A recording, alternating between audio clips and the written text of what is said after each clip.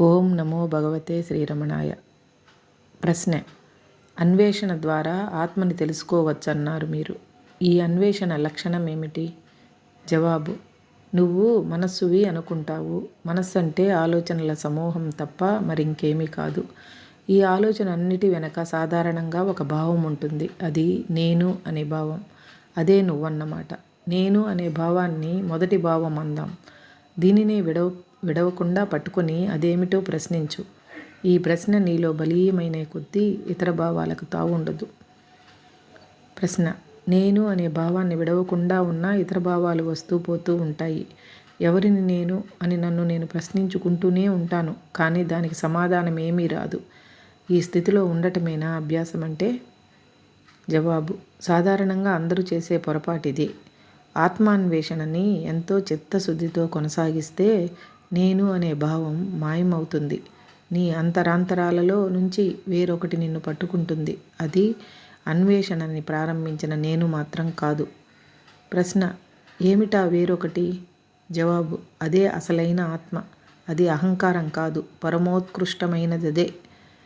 ప్రశ్న: అన్వేషణ ప్రారంభించేటప్పుడు ఇతర భావాలని తోసిపుచ్చాలని మీరు అనేకసార్లు అన్నారు. కానీ ఆలోచనలకు అంతే లేదు. ఒక భావాన్ని నిరాకరిస్తే ఇంకొకటి వస్తుంది. దానిని తోసివేస్తే మరొకటి. ఇట్లాగే అంతు లేకుండా వస్తుంటాయి.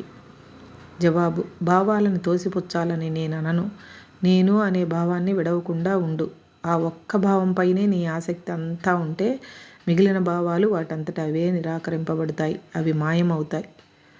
ప్రశ్న: అంటే భావాలను తిరస్కరిస్తుండడం అవసరం లేదన్నమాట? జవాబు: అక్కర్లేదు. కొందరికి కొంతసేపు అవసరం ఉండవచ్చు. ఒక్కొక్క ఆలోచననే తిరస్కరిస్తుంటే వాటికి అంతు లేదని నీకు అనిపిస్తుంది. అది నిజం కాదు. వాటికి అంతముంది. ఎంతో మెలకువగా ఉంటూ ఉదయించే ప్రతి ఆలోచనని గట్టిగా తోసిపుచ్చుతుంటే నీలోకి నీవు ఇంకా లోతుగా వెళ్తున్నట్టు తెలుసుకుంటావు. ఆ స్థాయికి చేరగానే భావాలను తోసిపుచ్చే ప్రయత్నం ఏమీ చేయనక్కరలేదు.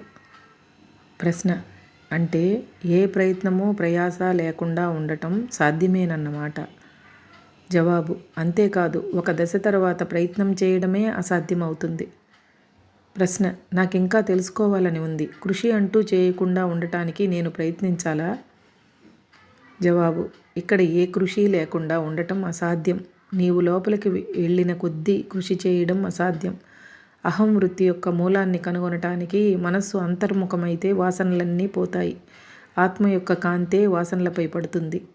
ఇవే ప్రతిబింబతమవుతాయి. దీనినే మనం మనస్సుని చెప్పుకుంటాం. వాసనలు పోతే మనస్సు పోతుంది. అది హృదయం అనే సత్యజ్యోతిలో విలీనమైపోతుంది. సాధకుడు తెలుసుకోవలసిన సారాంశము ఇదే. అతను చేయవలసిందల్లా అహం వృత్తి యొక్క మూలం గురించి చిత్తశుద్ధితో, ఏకాగ్రతతో విచారించడమే. ప్రశ్న: ఈ అభ్యాసాన్ని ప్రారంభ దశలో ఉన్నవాడు ఎట్లా చేయాలి?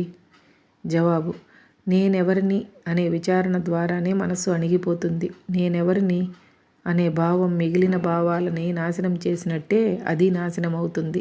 చితి మీద ఉన్న మంటని అటూ ఇటూ కదపడానికి ఉపయోగించే కట్టెవలనే ఇదీను. వేరే భావాలు ఉదయించగానే వాటిని వెంబడించక ఎవరికి ఉదయిస్తున్నాయని ప్రశ్నించుకోవాలి. ఎన్ని భావాలు ఉదయిస్తే మాత్రమే? ఒక భావం ఉదయించగానే ఎంతో నిశితంగా ఎవరికి ఉదయిస్తోంది ఇది అని ప్రశ్నించుకుంటే నాకు అని సమాధానం వస్తుంది. అప్పుడు ఎవరిని నేను అని ప్రశ్నించుకుంటే మనసు తన మూలమైన ఆత్మ వైపు మళ్ళుతుంది. ఉదయించిన భావం అణిగిపోతుంది. ఇట్లా పదే పదే అభ్యాసం చేస్తుంటే మనసుకి తన మూలస్థానంలో ఉండగల శక్తి ఎక్కువవుతుంటుంది. విషయ వాసనలు ఎంతో కాలంగా వస్తూనే ఉన్నాయి. సముద్రం మీద కెరటాల వలె అవి లెక్కలేనన్నివి. నిజస్వరూపం గురించి నీ ధ్యానం ఎక్కువైన కొద్దీ అవి తగ్గిపోతాయి.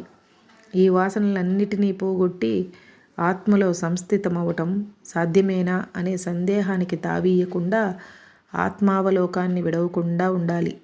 మనస్సులో విషయ వాసనలు ఉన్నంతకాలం నేనెవరిని అనే విచారం అవసరమే. ఒక్కొక్క భావం ఉదయిస్తుంటే దానిని అక్కడికక్కడే మూలంలోనే విచారం ద్వారా ధ్వంసం చేసేయాలి. అన్యమైన వాటి పట్ల ధ్యాస లేకపోవడాన్ని వైరాగ్యము, నిరాశ అంటారు. ఆత్మని విడవకుండా ఉండటమే జ్ఞానం. నిజానికి వైరాగ్యము, జ్ఞానము ఒక్కటే. ముత్యపు చెప్పలను తీసుకురావటానికి గజ ఈతగాడు నడుముకి ఒక రాయి కట్టుకుని సముద్రంలోకి దిగుతాడు. అట్లాగే వైరాగ్యంతో ప్రతివారు తమ లోపలికి దిగితే ఆత్మ అనే ముత్యాన్ని సాధించగలుగుతారు. ఆత్మ సాక్షాత్కారం కలిగేదాకా ఎల్లవేళల స్వరూప స్మరణ కలిగి ఉండటమే చాలు. బంధంలో ఉన్న నేనెవరిని అని విచారిస్తూ తన నిజస్వరూపాన్ని తెలుసుకోవటమే విముక్తి అంటే. ఎప్పుడూ ఆత్మపైనే మనసుని లగ్నం చేయటమే ఆత్మవిచారం అంటే. తానెప్పుడూ బ్రహ్మమే, సచిదానందమే అని భావించుకోవడమే ధ్యానం అంటే. హరే రమణ.